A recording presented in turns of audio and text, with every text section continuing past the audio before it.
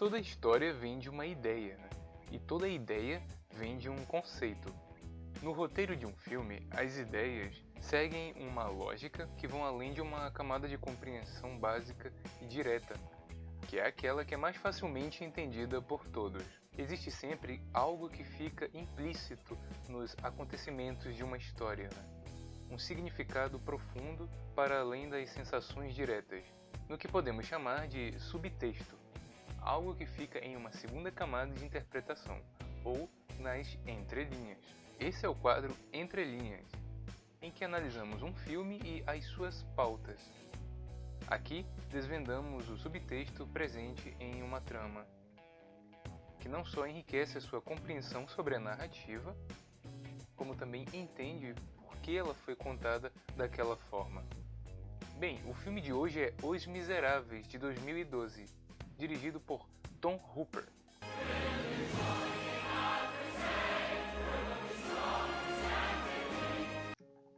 Na França do século XIX, um homem é preso por ter cometido um ato tão controverso quanto piedoso: roubar um pão para sua irmã faminta. Ele é sentenciado a 5 anos de prisão, mas devido às suas constantes tentativas de fuga, ele acaba passando 19 anos servindo em trabalhos forçados desumanos nas galés. I've done no wrong. Sweet Jesus, hear my prayer. Look down, sweet Jesus doesn't care. Até que finalmente recebe a sua liberdade.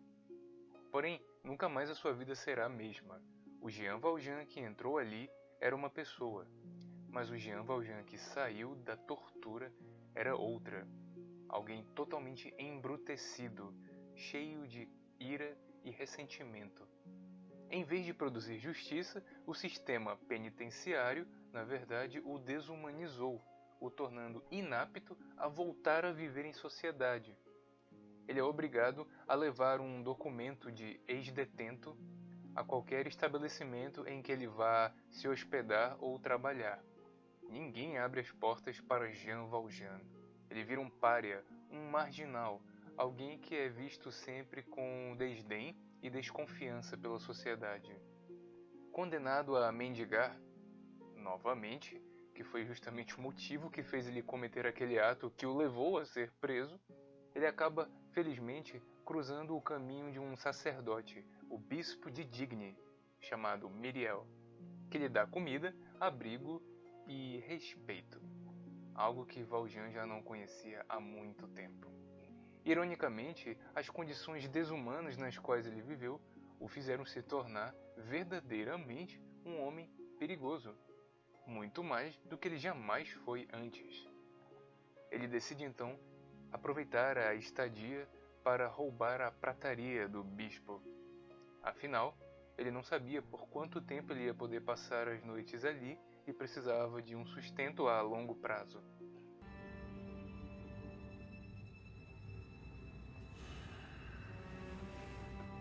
Ao ser pego pelos guardas do bispo, ele diz que simplesmente o bispo deu aquelas coisas para ele. Para sua surpresa, o bispo aparece e endossa a sua mentira como verdade. Sabia o bispo que aquele homem só precisava de um gesto de amor para se tornar alguém melhor. De absolutamente nada valeria para o santo homem que Valjean voltasse a penar nas galés durante anos. Tocado pelo gesto de incomparável ternura, Valjean tem seu espírito transformado. Daquele dia em diante, nunca mais seria o mesmo homem. Ele estava disposto a ser o homem mais generoso que o mundo já viu. Era o mínimo que ele poderia fazer em memória do bispo e por si mesmo. Assumindo uma outra identidade, anos depois torna-se prefeito de uma cidade, um dono de fábricas e filantropo, dando muitos empregos, abrigando muitas pessoas e se tornando um respeitado homem público, uma das personalidades mais carismáticas e amadas da cidade francesa de Montreux-sur-Mer. Esta é a história central de Os Miseráveis, um dos maiores clássicos da literatura mundial. Uma obra obrigatória escrita pelo poeta, dramaturgo, ensaísta e ativista pelos direitos humanos francês Victor Hugo. O livro inspirou um musical da Broadway lançado nos anos 80, que por sua vez seria adaptado para os cinemas em 2012 pelas mãos do diretor Tom Hooper, e estrelando Hugh Jackman, Anne Hathaway e Russell Crowe no elenco. A letra das músicas magníficas escritas por Claude Michel Schomberg, Alan Boublil e Herbert Kratzmer, amparadas pelos cenários e escolhas visuais do filme, transmitem um profundo subtexto religioso que abrilhanta a obra. Os Miseráveis pode ser entendido como uma verdadeira metáfora cristã sobre a beleza da graça e da redenção humana, temas bem recorrentes no Antigo e principalmente no Novo Testamento bíblico. A obra é recheada de metáforas teológicas que a tornam, além de um retrato muito apurado do ponto de vista histórico e social, uma perfeita síntese sobre espiritualidade. Após rasgar o documento que atestava sua periculosidade, e mudar de nome, tornando-se o Sr. Madeleine, Jean Valjean pôde colocar em prática as suas boas ações, que de outra forma não seriam possíveis, pelo estigma que possuía perante a sociedade. Ele se torna alguém respeitado pela nobreza e pelas autoridades locais, tornando-se alguém acima de qualquer suspeita. O mesmo não se podia dizer dos mendigos e pobres pelas ruas, frequentemente ignorados pelo clero e pelos nobres, que muitas vezes tinham que se valer de formas controversas para sobreviver, aquilo que Valjean já havia sido um dia. Apesar de essa atitude de mudar de identidade ter uma motivação jurídica, já que com outro nome Valjean não poderia ser reconhecido pelo Estado, há também um ponto de virada no sentido moral para o personagem. Valjean muda de identidade ao mudar de caráter, algo que é bem sugestivo e nos lembra um pouco de algumas questões das histórias bíblicas. No Antigo Testamento, alguns personagens tiveram seus nomes alterados diretamente pelo próprio Deus. Abrão, o patriarca do Antigo Testamento, teve seu nome mudado para Abraão. Jacó teve seu nome alterado para Israel, quando deixou de ser um homem que adquiria benefícios através do engano para passar a ser um homem que adquire benefícios através do esforço próprio. É depois que Jacó luta com o anjo do Senhor, insistindo para que ele o abençoasse, que ele tem seu nome alterado por Deus.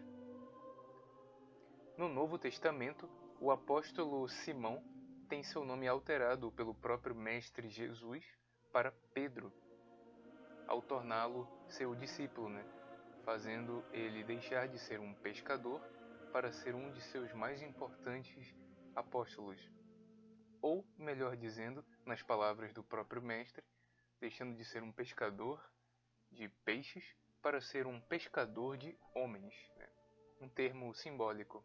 Da mesma forma, Valjean alterou a sua identidade ao entoar a canção Valjean's Soliloquy, Soliloquy, Soliloquy, Errou! onde ele diz: Estou tentando, mas eu caio, e a noite vem chegando, enquanto eu contemplo o vazio do turbilhão dos meus pecados. Eu vou escapar agora desse mundo de Jean Valjean. Jean Valjean não é nada agora. Outra história deve começar. A partir dali, um novo homem nasce. Através da adoção dessa nova identidade, Valjean estava justificado diante da justiça divina, apesar de não pela justiça dos homens, e isto o protegeu. Durante todos esses anos, o sumiço de Jean Valjean foi investigado pelo implacável inspetor Javert, que é o grande antagonista da trama. Ele persegue obcecadamente o fugitivo. Ele chega a conhecer o Sr. Madeleine sem saber de que ele se tratava do próprio Jean Valjean, e o trata com o mais nobre respeito e admiração. Por ser um homem de prestígio social e muitas posses, Javert o admira, o respeito que ele nunca demonstrou para com os pobres e oprimidos pelas ruas. Enquanto isso, somos apresentados a Fantine, uma jovem mãe solteira que trabalha em uma das fábricas do Sr. Madeleine. Em uma sociedade extremamente conservadora, ela é demitida do lugar em que trabalha simplesmente por ser uma mãe solteira, um tabu na época, condição essa que foi revelada para as suas colegas de trabalho e seu chefe, como se isso fizesse dela uma mulher indecente ou impura. Fantine nada mais foi do que uma mulher enganada pelo homem pelo qual se apaixonou e que a abandonou sem mais nem menos. A demissão de Fantine aconteceu sem que Valjean soubesse. Da mesma forma que Valjean no passado foi desproporcionalmente julgado como um ladrão, tornando-se de fato um ladrão após os anos e anos de tortura e sofrimento, Fantine, da mesma forma, ao ser julgada como indecente e ser demitida, se viu tendo que literalmente se prostituir para conseguir o sustento de sua filha Cosette. Nos dois casos, não foram eles mesmos, mas sim a frieza e a hipocrisia da sociedade que os tornaram verdadeiramente miseráveis, deixando-os vulneráveis a uma condição muito mais impura do que aquelas supostas pelas quais eles estavam sendo acusados. Ao ficar sabendo do acontecido, Valjean procura por Fantine para salvá-la de sua condição.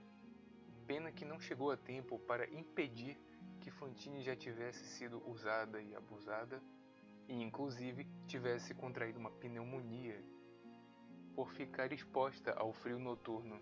Porém, ele ficou encarregado de cuidar de sua filha, Cosette, o que a fez descansar em paz, apesar do sofrimento. Infelizmente, ela chega a morrer nos braços de Valjean, deixando Cosette órfã. Fantine e sua filha Cosette estão inseridas em um perfil social que a Bíblia evoca constantemente como prioridades para o exercício da caridade: os órfãos e as viúvas. Fantine é uma mulher equivalente a uma viúva, e Cosette é uma órfã. A linguagem bíblica confere grande atenção a essas duas classes. São vários os textos bíblicos que evocam a figura dos órfãos e das viúvas. Em Deuteronômio há uma recomendação: não neguem justiça ao estrangeiro e ao órfão, nem tomem como penhor o manto de uma viúva. Em um dos salmos se diz: o Senhor protege o estrangeiro e sustém o órfão e a viúva, mas frustra o propósito dos ímpios. Até em uma exortação do profeta Isaías, ele repreende os líderes do povo, dizendo: eles não defendem os direitos do órfão e não tomam conhecimento das causas da viúva. No Novo Testamento, a definição de Tiago, o apóstolo, do que é uma religião pura e imaculada é visitar a casa do órfão e da viúva e guardar-se da corrupção do mundo. Os órfãos e as viúvas definitivamente devem ser prioridades para quem quer verdadeiramente ser cristão. Bem, voltando à história, Valjean torna-se então pai adotivo de Cosette, dando-lhe uma nova vida. Mais tarde, Jean Valjean descobre que outro homem foi identificado como Jean Valjean e vai preso em seu lugar. Ele não poderia se mostrar indiferente a isso. E depois de muita relutância, depois de uma madrugada inteira de orações, reflexões e angústia, acaba indo se revelar a justiça. Isso é representado no musical através da canção Who Am I? Na cena, não por acaso, quando ele chega ao tribunal, ele se coloca ao centro de um caminho luminoso, o caminho da verdade. Who am I? 2, 4, 6 are one. Isso coloca o inspetor Javert em seu encalço, e agora ele passará sua vida inteira fugindo dele. O Javert que lhe tratou com respeito e admiração quando ele ainda era o Sr. Madeleine é o mesmo Javert que agora vai persegui-lo até a morte para prendê-lo, como se as ações de Jean Valjean ao longo desses anos não significassem nada para Javert, e como se qualquer falta fosse indigna de prescrever. Javert é irredutível em sua fanática devoção à lei. Ele enxerga o mundo de forma maniqueísta, preto no branco, como fica expresso em sua canção Stars. Javert diz: ele sabe o seu caminho nas trevas, o meu é o caminho do Senhor, e aqueles que trilham o caminho da retidão merecem ser recompensados. E aos que caem como Lúcifer caiu, o fogo e a espada.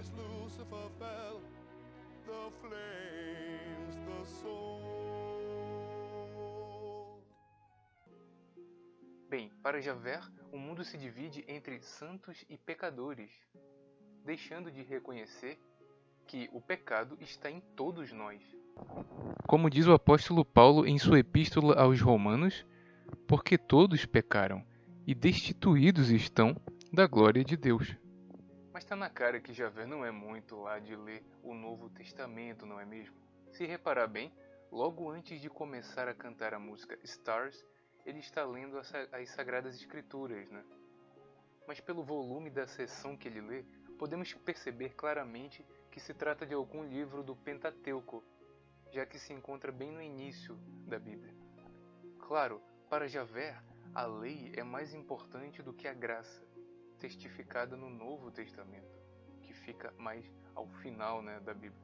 Aliás, o nome Javert já é bem sugestivo, e se parece com Javé, um dos nomes hebreus de Deus. E é por isso que ele está tão focado em punir um homem que já pagou até muito mais do que deveria, e até de forma injusta, simplesmente porque ele fugiu. Aqui temos algumas características do fundamentalismo, que são a generalização e o maniqueísmo. Javert não faz distinção entre um delito e outro. Entre um delito, um crime leve, um crime grave e um crime hediondo. Não, para ele, todos os bandidos são farinha do mesmo saco. Ele está mais interessado em punir do que em perdoar, em obedecer ao Estado do que em aliviar o oprimido, em prender do que em ressocializar. Sua devoção, sem nenhuma autocrítica, o faz ter uma vontade doentia de prender alguém como se isso trouxesse justiça. Fala sério, ele queria prender um homem que já havia passado 2 décadas nas galés por ter roubado um pão. Javert acredita na lei como se ela fosse a própria justiça, mas a lei não necessariamente opera a justiça. Lei e justiça não são sinônimos. A lei deve servir à justiça, e não a justiça servir à lei. Leis podem mudar, a justiça não. E ele saberia disso se lesse mais o apóstolo Paulo do que a lei mosaica. Na epístola de Paulo aos Gálatas, ele diz: e é evidente que, pela lei, ninguém será justificado diante de Deus, porque o justo viverá pela fé. Bem, este parece ser o caso de Jean Valjean. Paulo também diz: se dada fosse uma lei que pudesse vivificar, a justiça teria sido pela lei. Dessa forma, Valjean representa a graça e Javert a lei. Ele chega literalmente a verbalizar: eu sou a lei, e a lei não tem manchas. Javert é o Antigo Testamento, Valjean é o Novo Testamento. Em Valjean vemos a ação pura do amor. Já em Javert vemos a ação da letra morta da lei, fria, direta e sem compaixão. O apóstolo Paulo já dizia em sua segunda epístola aos Coríntios: a letra mata, mas o espírito vivifica. Javert seguia pela letra, Valjean pelo espírito. No primeiro momento em que aparecem em cena, Valjean, de sua posição indigna, é filmado em um plongé, uma visão da câmera de cima para baixo, olhando para o alto. Já Javert, em sua posição privilegiada, é filmado em um contra-plongé, que é a visão da câmera de baixo para cima, olhando para baixo. Isso já simboliza os arquétipos que representam. Antes de obter sua liberdade, Javert ainda o faz carregar a bandeira francesa, ironicamente estirada ao chão molhado, simbolizando um nacionalismo perdido. Muito exausto, ele encontra as últimas forças para segurar a bandeira, que nos lembra o Mestre Jesus Cristo carregando a cruz no Calvário. Quando Valjean roubou o bispo lá no início, não é à toa que, nesta cena, há uma cruz em primeiro plano, da qual ele se distancia, simbolizando sua renegação ao bem. Porém, quando percebe seu mal e se arrepende, é se aproximando de uma cruz no alto da colina que ele olha para o céu e vislumbra seu futuro. Um momento sublime e impactante.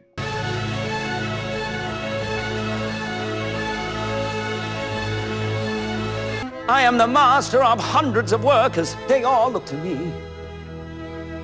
Can I abandon them? How will they live if I am not free? Valjean reconhece sua limitação humana, e por isso deposita na fé sua paz.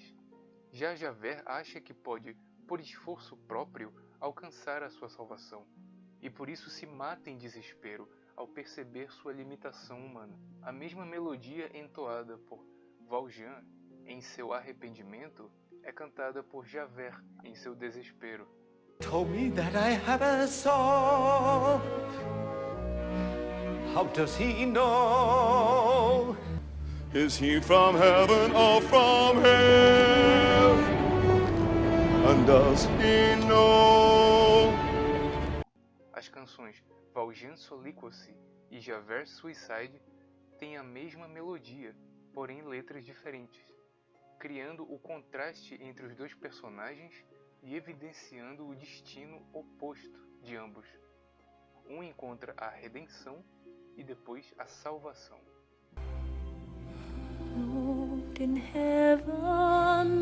O outro encontra a decepção e a morte. Em outras palavras, o Antigo Testamento tem que morrer para que o Novo Testamento surja.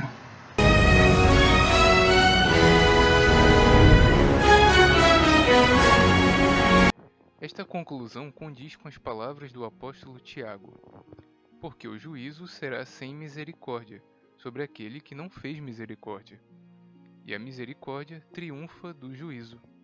Perceba que não foi nenhuma ação externa que puniu Javert, e sim ele mesmo. A falta de misericórdia que ele já tinha sobre os outros, ele executou sobre si próprio. O apóstolo Tiago também diz: Ouvi, meus amados irmãos, porventura não escolheu Deus aos pobres deste mundo para serem ricos na fé e herdeiros do reino que prometeu aos que o amam? Mas vós desonrastes o pobre. Porventura não vos oprimem os ricos e não vos arrastam aos tribunais? Porventura não blasfemam eles o bom nome que sobre vós foi invocado? Todavia, se cumprirdes conforme a Escritura, a lei real, amarás a teu próximo, como a ti mesmo, bem fazeis. Os Miseráveis é justamente uma história sobre como os ricos oprimem os pobres, sobre como os pobres são julgados pela sua miséria, como se suas condições miseráveis fossem resultados de uma deficiência de caráter, quando na verdade, na maior parte dos casos, é a deficiência de caráter dos ricos que marginaliza os pobres. Um trecho do livro, no terceiro volume da obra, chamado Marius, se fala sobre a natureza da fé dos pobres. O trecho diz: o jovem rico possui inúmeras distrações brilhantes, mas grosseiras. As corridas de cavalo, a caça, os cães, o tabaco, o jogo, a boa mesa e tudo mais. Ocupações dos baixos instintos da alma, às custas dos elevados e delicados. O jovem pobre tem dificuldade para conseguir seu pão. Depois que come, não tem nada além de seus sonhos. Vai aos espetáculos gratuitos que Deus dá, contempla o céu, o espaço, os astros, as flores, as crianças, a humanidade em meio à qual sofre, a criação em meio à qual resplandece. Tanto contempla a humanidade que vê a alma, tanto contempla a criação que vê Deus. É uma história sobre como os pobres podem ser ricos na fé para suportar a opressão e o descaso dos ricos. Jesus já dizia: é mais fácil um camelo passar pelo buraco de uma agulha do que um rico entrar no reino de Deus. É por isso que Javert morre em seu próprio desespero, enquanto os que morrem injustamente pela ação de outros homens encontram-se na alegria do paraíso.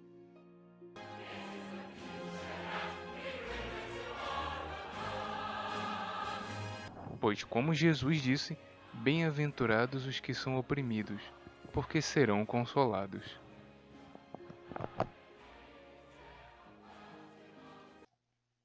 Bem, esse foi o nosso primeiro vídeo do quadro Entre Linhas. Muito obrigado por ter assistido até o final. Não se esqueça de curtir esse vídeo, compartilhar com seus amigos mais nerds e cinéfilos. Deixe nos comentários o que achou e dê dicas e sugestões para novos vídeos nesse quadro ou em outros.